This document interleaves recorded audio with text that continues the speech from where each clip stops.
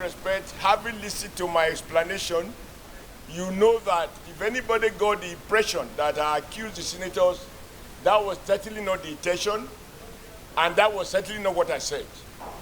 But for those who feel that that's my comment, which was meant to protect our collective image, was offensive, of course I apologize.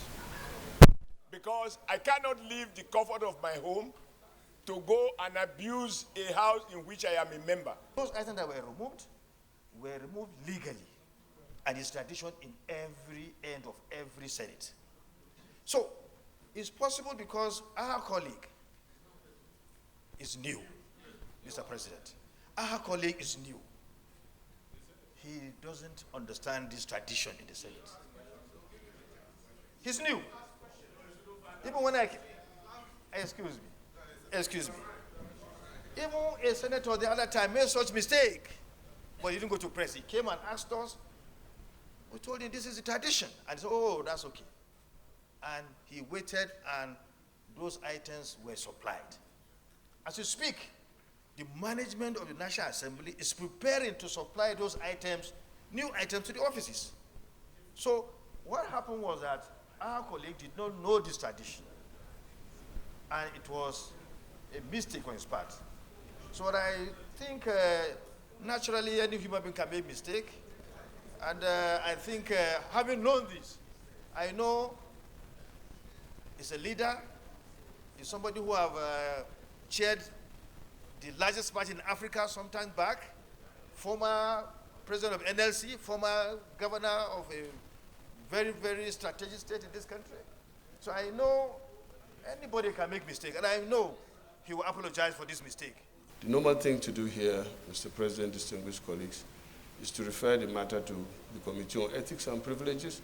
They will give the two sides opportunity to discuss the matter and come up with it.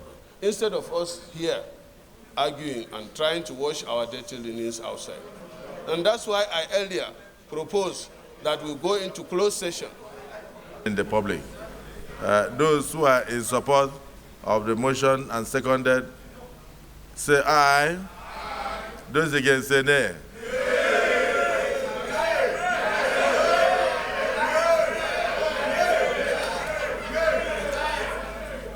The nays have it. Over 70% of us are new in the current 10th Assembly. But I recall when I was in the 8th Assembly, I don't think I signed that form, but my money was deducted from my severance gratuity and sent to the consolidated revenue account of the Federation. So I would like to find out from you, in the event that I took nothing away, because I did not take anything, and I did not also sign a form that I was taking something, and yet my money was taken, is there any remedy for people like us? Because so I would like to meet you privately, since you are almost a landlord in the Senate. You've been in the National Assembly from 1999, and so I would like to meet you to also express my grievances that deduction was not merited, because I did not take anything away from the, and I know many senators did not take anything away, and except those who agreed to the budget items. That's what you are explaining. There are still a lot of offices that nothing was taken away because they did not sign those forms and they did not purchase those items. So now that it is clear to the public that there was no vandalism, there was no looting, and there is a practice because as a result of depreciation, and it is optional that you either buy those things or you leave them when you are going. Maybe we can give an opportunity now to our colleague, distinguished Senator Oshiomole, to say something, and we bring this matter to an end. I have respect, huge respect, for each and every member of this Senate, not only of the 10th Senate, of all those who have been senators since 1999 and even before then, as evidenced by the fact that the journey to this place is not easy.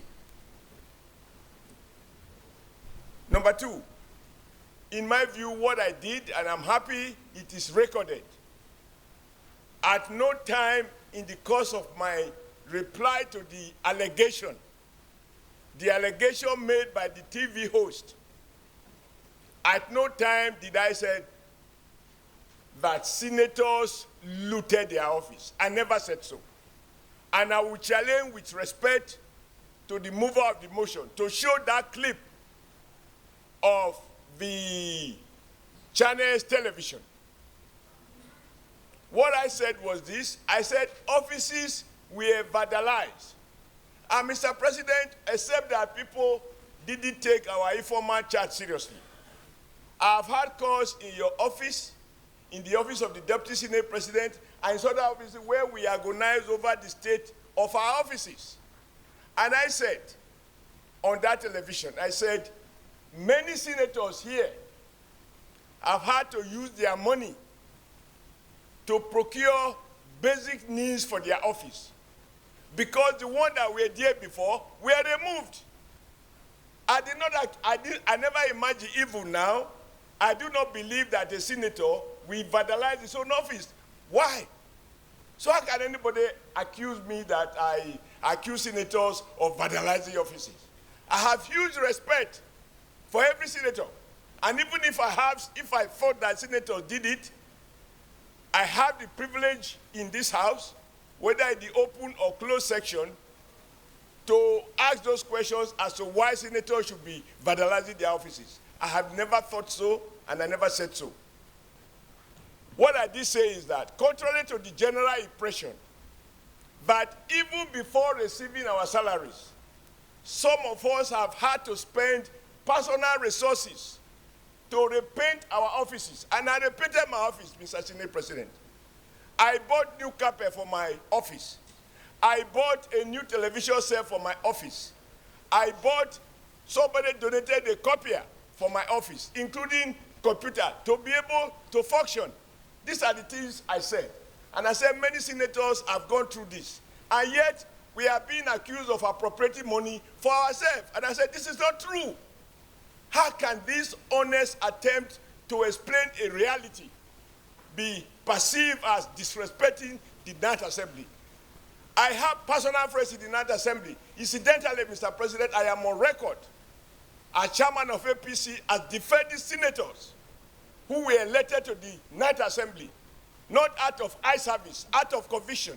And I defended them against powerful forces like governors.